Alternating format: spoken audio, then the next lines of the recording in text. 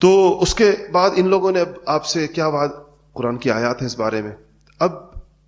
آپ سے کہنے لگے کہ اب آپ کی نبوت ماننے کی ایک صورت ہو سکتی ہے،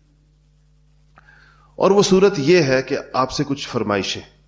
وہ فرمائشیں اتنی محمل اور اتنی بیہودہ فرمائشیں ہیں کہ اللہ جل شانہ کو ایسے ایمان کی کوئی ضرورت ہی نہیں ہے جس کے لیے شرط یہ رکھی جائے۔ آپ سے کہنے لگے کہ آپ نبی ہیں، تو نبی تو اللہ کا خاص بندہ ہوتا ہے، تو آپ کی نبوت کا ہم مان لیں گے، ہم تصدیق کریں گے اگر آپ چند کام کر دیں ہمارے لیے، مختلف موقع پر مختلف کام آپ سے کہے۔ ایک کہنے لگے کہ مکہ مکرمہ میں پہاڑ بہت نزدیک نزدیک ہیں، وادی بہت چھوٹی ہے اور ہمارے پاس کھلے میدان نہیں ہے، تو آپ اللہ تعالیٰ سے کہیں کہ مکہ کے پہاڑ پیچھے کریں، اور اتنے پیچھے کرے کہ یہ وسیع میدان بنا دے اس کو تا حد نگاہ مکہ مکرمہ کو، اور اس میں اس طرح کے چشمے اور نہریں جاری کر دے جو ہم شام اور عراق کے اندر دیکھتے ہیں۔ شام اور عراق آپ کو پتہ ہے کہ دنیا کا بہترین لینڈسکیپ، دنیا کی بہترین زرخیز ترین زمینیں، خوبصورتی، اور اس میں جہاں دجلہ و فرات اور اس کے بعد نیل اور جو مصر شام عراق کی جو، تو کہا اس کی طرح کی مکہ کو اس طرح بنا دے، اگر اس طرح کر لے تو آپ کو نبی مان لیں گے۔ پھر کہا کہ اگر آپ یہ نہیں کر سکتے تو آپ یوں کریں کہ اللہ سے کہیں اگر آپ نبی ہیں تو کہ ہمارے آباء و اجداد کو زندہ کر کے دکھا دیں، اور خاص طور پر قصی کو، وہ قصی کا ذکر پیچھے گزرا جو بڑے خاص آدمی کو، کہا کہ قصی کو زندہ کر دیں، وہ جب زندہ ہو جائے گا قصی ابن کلاب تو ہم اس سے پوچھیں گے، وہ بڑا سبقان شیخن صدوقن، وہ بڑا بزرگ اور بڑے سچے آدمی تھے، ہم ان سے پوچھیں گے کہ آپ بتائیں کہ آپ کی اولاد میں سے یہ محمد صلی اللہ علیہ وسلم نے نبوت کا دعویٰ کیا ہے، تو کیا یہ درست ہے، دعویٰ صحیح ہے؟ قصی نے اگر آپ کی تصدیق کر دی ہم آپ کو مان لیں گے۔ ایک صورت یہ۔ ایک کہا کہ اگر آپ یہ بھی نہیں کرتے تو آپ یوں کریں کہ آسمان سے ایک فرشتہ اتاریں، ایک فرشتہ اتاریں جو ہر وقت آپ کے ساتھ ہو، اور جب بھی آپ نبوت کی بات کریں تو وہ فرشتہ تصدیق کرے کہ یہ صحیح کہہ رہا ہے، میں اللہ تعالیٰ کی طرف سے اس کے پاس آئے۔ اور کہتے ہیں یہ بھی نہیں کرتے تو پھر آپ یوں کریں کہ آپ کا نبی ہیں تو آپ کے پاس کوئی محلات ہونے چاہیے، سونا چاندی ہونا چاہیے، باغات ہونے چاہیے، پھر ذرا ہمیں اپنی دولت کا مظاہرہ کر کے دکھائیں، اتنی دولت دکھائیں ہمیں آپ کے پاس ہو۔ آپ کہتے ہیں اللہ کے پاس سارے خزانے ہیں، دنیا کے سارے خزانے اللہ کے ہاتھ میں، تو پھر ان خزانوں میں سے کچھ لے کر دکھائیں ہمیں، آپ کے پاس نظر آئے ہمیں۔ اور پھر اتنے بدبخت کہنے لگے کہ آپ یہ بھی نہیں کر سکتے تو پھر آپ یوں کریں کہ ہم پر وہ عذاب لا کر دکھائیں جس کا آپ کہتے ہیں ہمیں، پھر اس عذاب کا کوئی مظاہرہ ہمیں دکھائیں کر کے، جس عذاب سے آپ ہمیں ڈراتے ہیں، پھر وہ لے آئیں ہمارے اوپر کہ ہم اس کو دیکھ لیں، اس کو چکھ لیں کہ ذرا وہ عذاب کیسا ہے جو آپ کہتے ہیں کہ اللہ تعالیٰ عذاب دے گا۔ اس سب باتوں کے جواب میں آپ کہتے تھے کہ یہ میرا کام نہیں، یہ میرا کام نہیں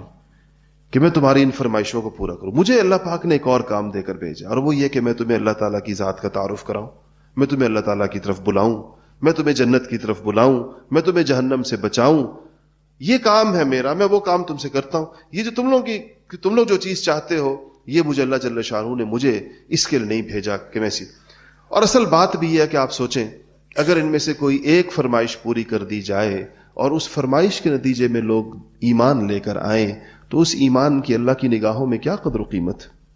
اس ایمان کی حیثیت کیا؟ یہ تو ایمان ہے یؤمنون بالغیب، یہ تو اللہ تعالیٰ کے فضل اور اللہ کا کرم اس پر ہے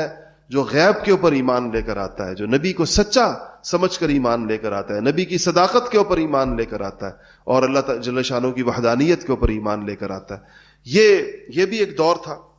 اس میں سے گزرے۔ جب آپ نے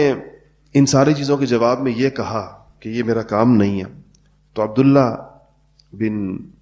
ابی امیہ کہنے لگا، اور قرآن نے اس کے قول کو نقل بھی کیا، کہنے لگا کہ اگر آپ سیڑھی لگا کر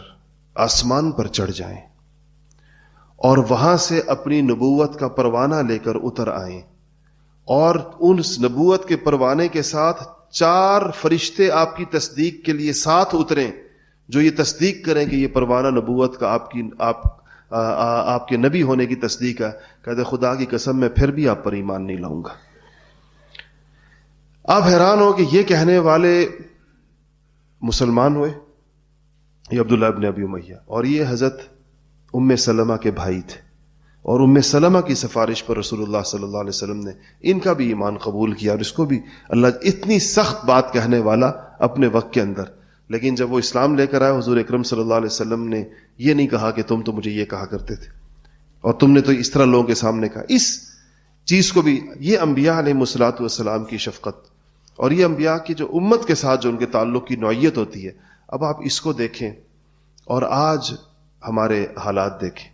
آج ہم مذہبی پیشواؤں کے اور مقتداؤں کے، کہ جب تک کسی مقتدا کے دل میں، کسی پیشوا کے دل میں، کسی رہبر اور رہنما کے دل میں اپنی قوم کے لیے، اپنے لوگوں کے لیے جن میں وہ دعوت کا کام کر رہا ہے ان کے لیے اس طرح جذبہ ترحم اور شفقت نہیں ہوگا کہ اس کو ان کے ساتھ نہ کوئی عناد ہے، نہ اس کو ان سے انتقام لینا ہے، نہ اس کو ان کی تکلیف پر خوش ہونا ہے، نہ ان کو جھوٹا بتلا کر اس نے کوئی اپنی صداقت کی تصدیق پر خوش ہونا ہے، بلکہ اس کا آخری دم تک اس کے ساتھ معاملہ ایسے ہوتا ہے جیسے ناسمجھ اولاد کے ساتھ والدین کا معاملہ ہوتا ہے. والدین کا معاملہ، بچے جتنے بھی نافرمان ہو جائیں، جب وہ تھوڑے سے بھی ان میں اصلاح کی شکل نظر آئے تو ماں باپ کتنے خوش ہوتے ہیں اور پچھلی باتوں کو پھر یاد نہیں کرتے ہیں، پچھلی باتوں کا تذکرہ نہیں کرتے اور پچھلی باتوں کو ان کو یاد نہیں، اس کیفیت پر خوش ہوتے ہیں کہ چلو بچے میں کچھ تھوڑی سی. یہ تو ایک ماں باپ میں یہ جذبہ ہوتا ہے، تو انبیاء علیہ الصلوۃ والسلام میں اس سے 1000 درجے زیادہ ہوتا ہے. اور پھر اللہ تعالیٰ کے اندر اپنی مخلوق کے لیے خدا جانے وہ کتنے درجے